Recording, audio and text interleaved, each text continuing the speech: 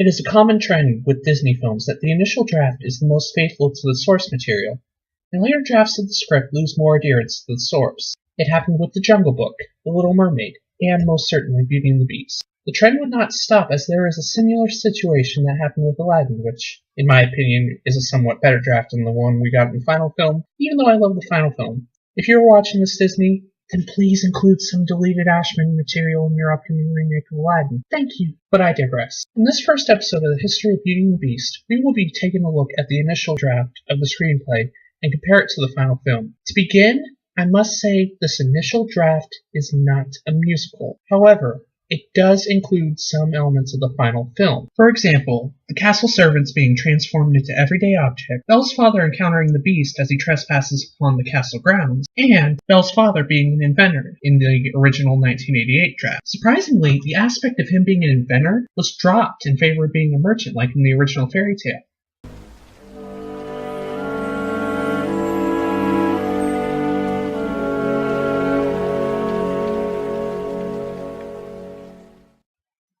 To further support the initial draft being most faithful to the source material, most likely due to the team wanting a general idea of the story, Belle had two sisters that served as the story's antagonists instead of Gaston, as he had not been created yet. Instead, Belle was given 3 suitors instead of 1 in later drafts, similar to Jasmine in early drafts of Aladdin, and the plot was a near one-to-one recreation of the original story, with some changes including Belle sneaking out of her home to go to the castle in her father's place.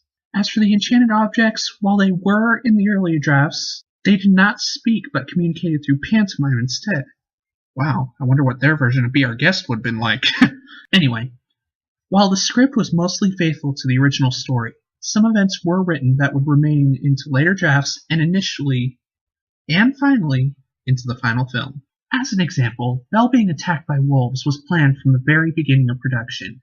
However, it was in a modified form. Instead of Belle running away from the castle after the Beast pretty much screams her out, she was simply walking through the castle's garden while exploring, getting to know her new surroundings. Like in the draft of the final film, when the wolf attack happens, it is at that moment in which Belle starts to fall in love with the Beast. However, it's unknown if the iconic ballroom scene occurred in this draft, but afterwards Beast's does let Belle return to her family, and subsequently, the antagonist's plot to kill the Beast occurs. Belle's sisters and suitors feign joy for Belle's return, while her father, understandably, is excited. In a confrontation with the Beast, the suitors and sisters are scared away from the castle grounds. Unfortunately, like Gaston did in the final version of the film, they leave Beast mortally wounded and dying upon the castle steps. Upon realizing their deception, Belle swiftly returns to a dying Beast, and like in the final film, he was revived and restored to his human form.